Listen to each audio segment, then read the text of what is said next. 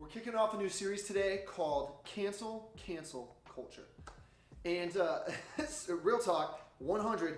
Sometimes when we're trying to think through and pray through what we need to teach on and what you guys need help with, one of our best resources, one of the greatest tools at our disposal is social media. We just peep you guys on social media, on Insta mainly, but then we know like what you guys are watching on like TikTok and YouTube, and then we can kind of figure out, we can kind of ascertain, hey, what do we need to speak into? And as I've checked out kind of the temperature, kind of the lay of the land on social media these days, I've perceived and read up on, because I'm a nerd, on this phenomenon called cancel culture. And it's not the best thing. I understand where it comes from and I understand why we do it, and it's rooted in injustice and knowing right from wrong, but I think it can turn hostile and unproductive, which we'll talk about later. And so I want to speak into cancel culture, and to do that, let's just start at the origin. Let's start at the genesis. Where does this come from? Where do we see it? And it's social media.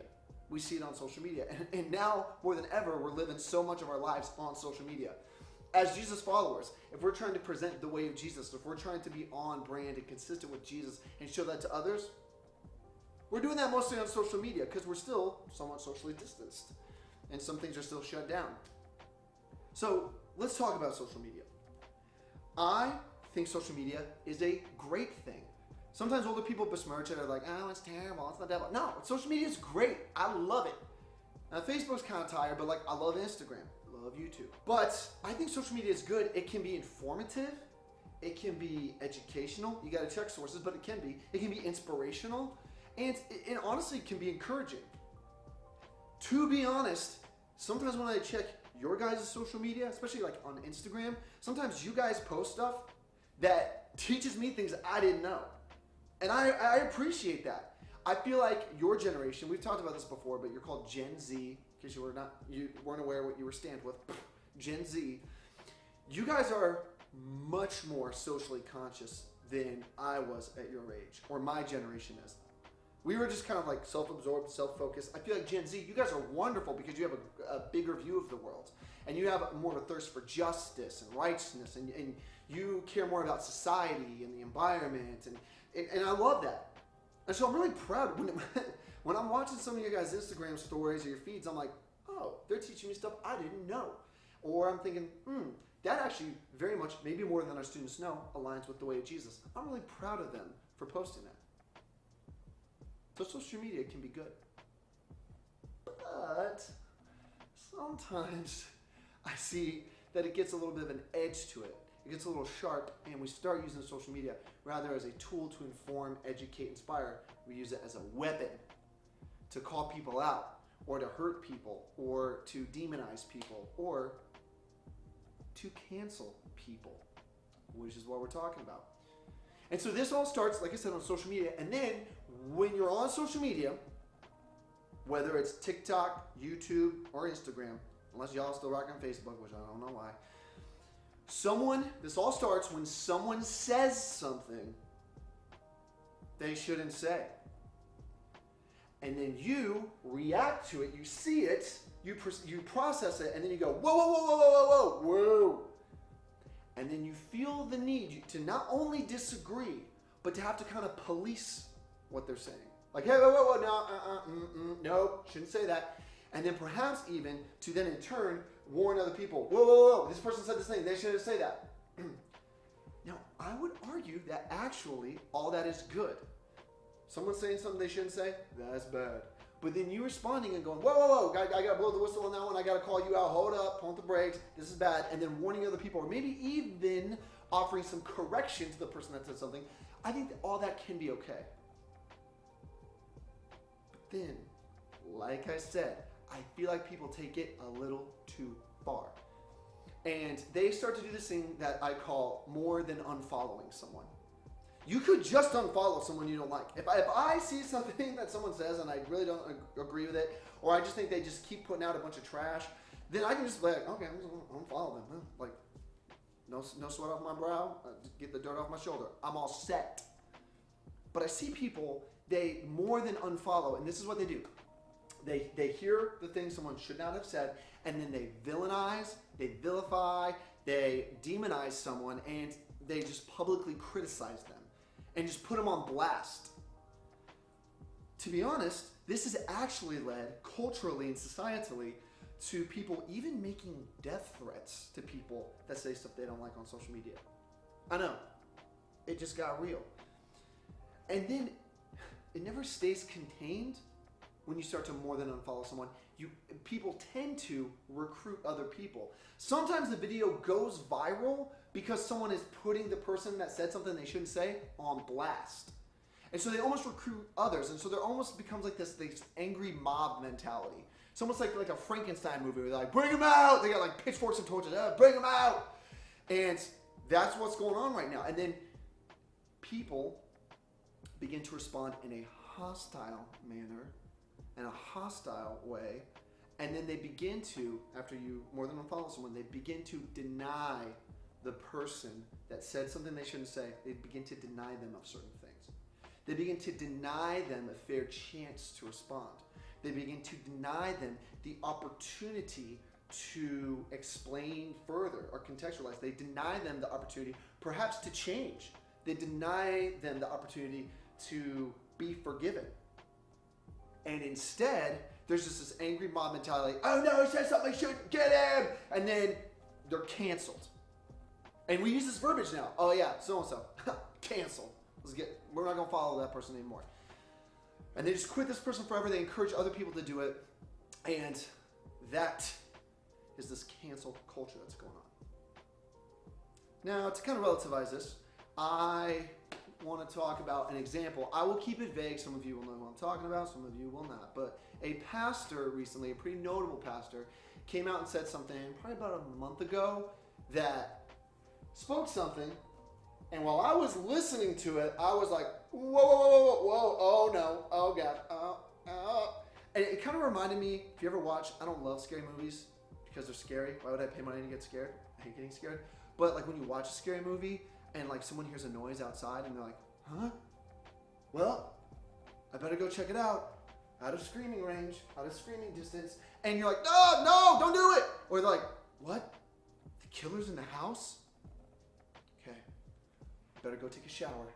And you're like, oh no, like don't do it. Ugh. And that's kind of the feeling I had when I was watching this pastor say certain things. I was like, oh no, don't say it. Oh no, don't say it. Just stop. Or it kind of reminded me, there's this action movie I like a lot that holds the world record for the most car rolls. There's like this car wreck scene and the car rolls for like 5 minutes. It's actually almost comical. It just keeps going. That's kind of, I felt like I was watching that when this pastor was saying certain things. I was like, oh gosh, oh, it's still going. And I was uncomfortable, and I did not agree with what they were saying, and I thought it was really problematic.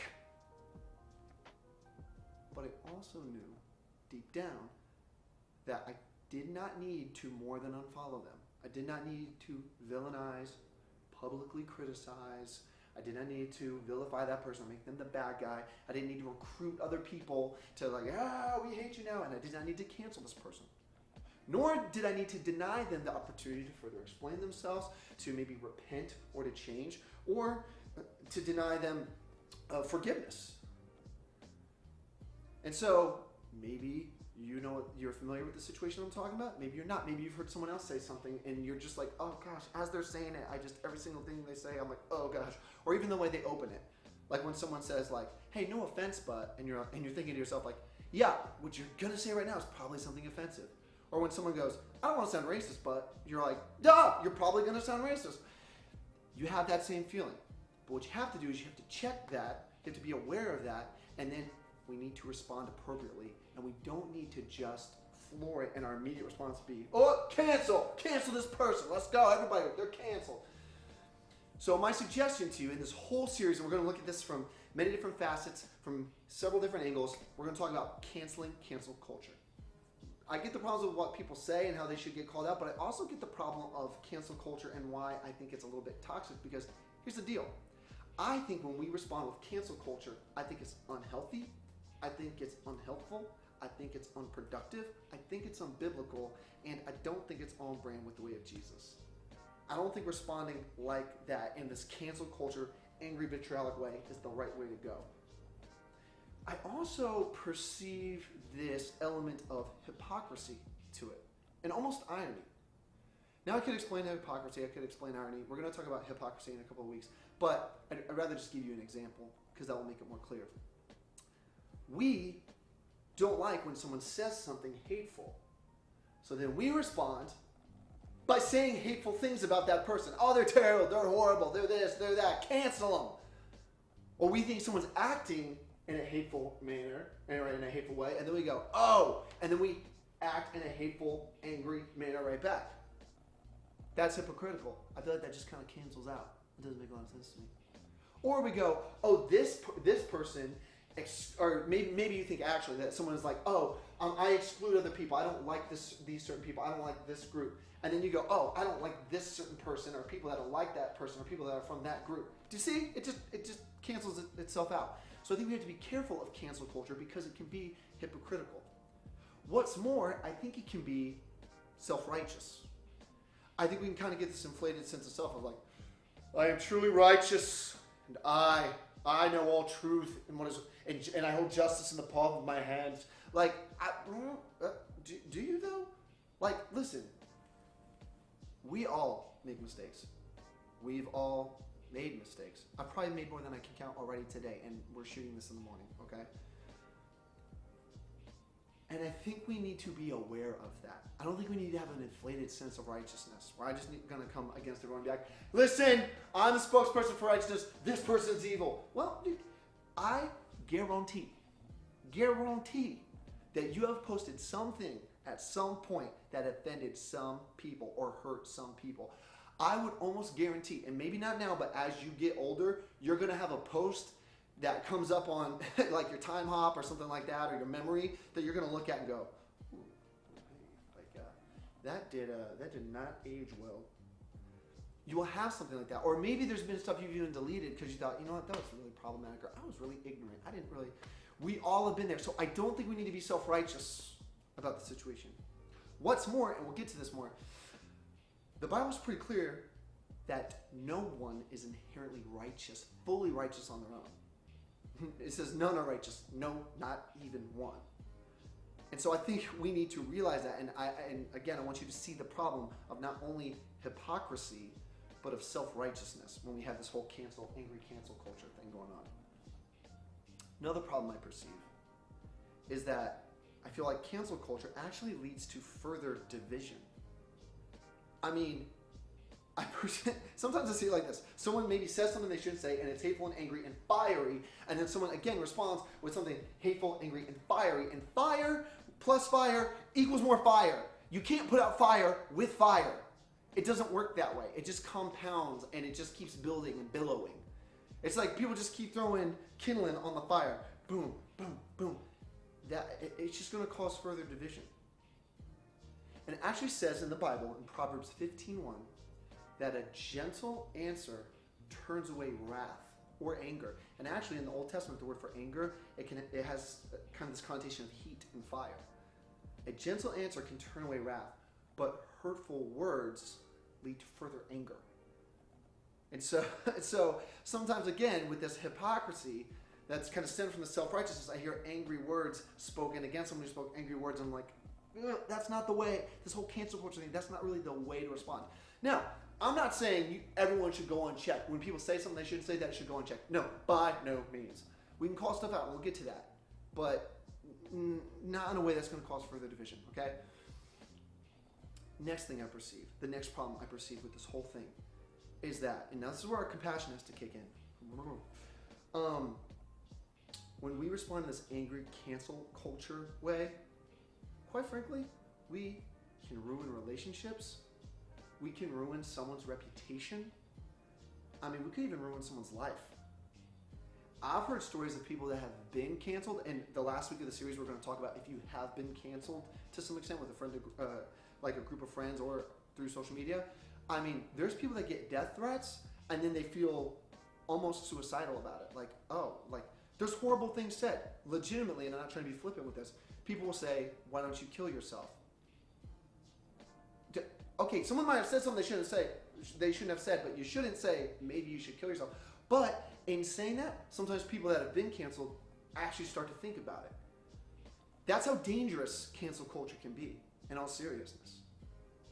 And then lastly, the problem that I perceive, and we alluded to this earlier, is that it denies, when cancel culture denies the person, now I'm going to build this to something here, denies them the opportunity to contextualize, to further explain, maybe to apologize, therefore to be forgiven. And I would say it denies an element of their humanity. Because as humans created in the image of God, I do believe that we all can change, or at least we all have the right to be able to change, or we should be allowed the opportunity to change. And with cancel culture, we deny that opportunity. Sorry, you don't get a chance. No. You said one thing, now you're done. You're canceled. And so these are the problems I perceive. And with that specifically, that is not consistent with the way of Jesus. Jesus didn't cancel people. Jesus gave people second, third, infinite number of chances. Jesus did not deny people forgiveness. He extended forgiveness. Jesus didn't just think, oh, well, no one's going to change. We're going to talk about in the series some people whose lives profoundly changed. So these are just some of the problems that I have perceived with cancel culture and that you need to be aware of. This hypocrisy, this self-righteousness, this causing of further division, this ruining of relationships and reputations and lives, and this denial of opportunities that people should be afforded, especially if we're responding as Jesus followers. Hello. And so again, I want to give you kind of the solutions, kind of the how-tos, kind of the next steps that we're going to present to you in the series. And like I alluded to earlier and stated earlier, the first one is to respond to cancel culture, to cancel culture, simply, first thing, unfollow or engage. Listen, and this is the one I want to hit these first two the hardest today, and then we'll get to the other ones later. You're not obligated to follow anyone on social media. And if someone says something they shouldn't say, we keep coming back to this, you can simply just go, oh, unfollow. Or, I mean, if you're still on Facebook, unfriend. And I think you're well within your rights to do that. Maybe this person has some bad energy that they're bringing into your life. I mean, there's people that I follow that, like, I just feel like it's constant anger, and they're not necessarily saying something that I'm like, oh, that's real bad, but it's just the nature, just everything's angry, it's just angry energy, or just constant complaining energy, and I'm just like, you know what, I don't need that beaming up from my phone in my face every day. I just kind of, like, maybe I could just unfollow that person. Or, so maybe you just don't need that energy in your life, or maybe you don't need that influence in your life. So maybe instead of having like an aversion to someone, like, ooh, I don't like what you said, maybe you find that you vibe with them, but maybe that's not a good thing. So maybe, same situation, maybe if someone's just constantly like angry, you're seeing that on your phone, you're like, yeah, I'm angry about that too, yeah. And you find that they're actually having influence on you. Or if they just like complain, you see that on your phone and you're like, yeah, you know, I got some stuff to complain about too. And they're influencing you, but not in a good Jesus-like godly way. And so maybe you need to unfollow them. And listen, some people will be slighted, hurt by that, but if it's for your mental health and well-being, if it's for your spiritual health and well-being, I think you're well within your rights to unfollow someone. Facts. My wife, who I think is one of the most wise and discerning and beautiful, if she's watching, that's right. That's points, right? That's points. That's game. I forgot where I was. No, most wise, discerning, and beautiful people I know. She went ahead and deleted Facebook the other day, or signed off of it. And she was just like, I don't need all that in my life right now. I'm all set. I know myself. I know I'm responding. I'm just going to go ahead and cut it off. That's wisdom. Better than her just getting an angry mob together and using hateful words and anger and vitriol and being like, cancel this person. She's just like, okay, well, I'm out. And I think that's wise. And so if you need to simply unfollow someone, or if you feel the need, you feel kind of the spiritual stirring to engage with them, well then go ahead and engage with them. But engage with them. The Bible is clear that if you have a problem with someone, Matthew 18, if you have a problem with someone, take it to them. You don't need to post about it and be like, this clown. No, take it to them. And when you engage with someone, this is going to lead to kind of our second thing, unfollow or engage. When you engage with someone, that should lead to these 3 steps, okay? And this is, again, foundational for today. You lead with love, you respond with grace, and then you forgive always. I'm going to say that again. You lead with love, you respond with grace, and then you forgive always. And I like to think of this, I don't like battle analogies, but it's almost like a battle. Like your first line of defense is love, okay? You're going to engage with someone, you're leading with love. You're leading with some trust. You're giving them the benefit of the doubt. You're not denying them anything. Okay, here we go. But then if they still are on that mess and they're saying stuff they shouldn't say, you can go, okay, well, I think that's wrong, biblically unjust, and detrimental to other people, but I will respond with grace. Now, grace is not consent. Grace is not agreement. I give people grace all the time where I'm like, still, you talking on the side of your neck, I don't even understand what you're saying. Okay, we are not on the same page. But I can still extend grace. And then I can, whether verbally to them, or in a comment, whatever, or internally, I can forgive them. Now let me just offer you some old man wisdom here. If you're going to engage with someone who said something they shouldn't say, I would encourage you to do it in person, or at least on the phone. Because then if you try to get on a comment thread, it's just gonna create mob mentality, and it's just gonna lead to this cancel culture, angry villagers with pitchforks and torches. Bring them out! It's not gonna work. So just hit them up privately. So, unfollow or engage. When you engage, lead with love, respond with grace, forgive always. And then we're gonna talk about this next week. Always hold justice and I would say judgment and mercy equally. And we'll talk about this. Judgment in the Old Testament is actually the same word as justice. And so I love that Gen Z has a strong sense of justice, but we have to pair that always with a strong sense of mercy. And we'll talk about that more specifically next week. And then we'll end this series with the next thing we're going to use to respond to cancel culture. The last thing, you have to realize that people can change and that people can be made new.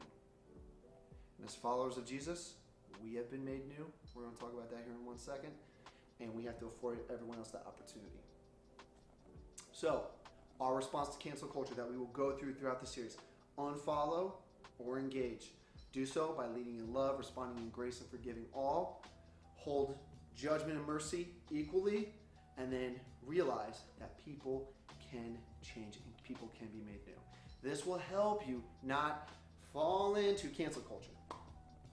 I want to end today with a little story from the Bible, just a little excerpt from the Bible, that it's actually a dialogue, it's an exchange between one of the great apostles of the New Testament, this guy named Paul, and his little brother in the faith, Timothy. I actually preached on this last Sunday at North Metro Church. And Paul's like a big brother, mentor in the faith, and he was actually raising up this young kid, little brother, Timothy in the faith. And this is what Paul writes to his little bro, Timothy. He says, this is in 1 Timothy 1:15. I'll kind of summarize what he says. He says, here is a saying that is profitable. Jesus Christ came to die for sinners. Wait for it. Of which I am the worst. My man Paul comes in with transparency, honesty, and humility. He goes, Jesus died for sinners. No, and I'm not talking about other people. I'm talking about me. I'm literally like the worst one. And if you know about Paul's background, he had a lot of sin. He was doing some pretty horrible stuff. Paul, we'll talk about this in I think like 2 weeks, Paul should have been canceled. But I love the humility and the awareness and the sobriety that Paul has in saying, man, look, who am I to judge anyone else? I'm a sinner, just like all of them. Just like the person who said something they shouldn't say. I say stuff all the time I shouldn't say. You kidding me? And I love how Paul holds that heavy. And that actually accords and aligns with this biblical concept called natural depravity. You see it all throughout Scripture. That we as humans, and a lot of people don't like this today, but then I'm like, okay, well, have you ever talked to someone? They're like, don't watch the news. We all have a proclivity and a tendency towards sin. Like, we all do it. Little kids will hit another little kid because they want something. People won't share. People will be mean. Like, it's just kind of natural for us. Now, I think we are embedded with inherent goodness, and there's something called common grace we don't have time to go into. And so we were created in the image of God, and there is good in us, and we can see good things, and we have this propensity and ability to love, which is beautiful. But we also have a tendency to always sin. All of us. every single one. It says in the New Testament that all have sinned and fallen short of the glory of God. All have, and the word in Greek in the New Testament is literally, all have missed the mark. It's this like bow and arrow language. Yeah. And so it's all of us. And again, if you need proof, look at your life. I'll look at my life. I've messed up for years. Watch the news. People are not treating each other like they should. Get on social media. People aren't treating people like they should. There's sin in the world, and we can be real about that. But we have to also be personal about that and go, yeah, I'm a sinner too. And the person who said something they shouldn't say, I mean, that clown is acting a fool, and they're a sinner. But then again, so am I. And that is why we're all kind of on the same playing field to an extent. And that is why what Jesus has done on our behalf is such good news and such a relief and such a joy to us. Because as Jesus followers, we believe that on the cross, that Jesus, this is how the New Testament talks about it, Jesus forgave all people. Jesus died for the righteous and the unrighteous. It says, at the culmination of the ages, Christ died once for all. So I don't have a special privilege where I'm like, well, I'm more forgiven than anybody else.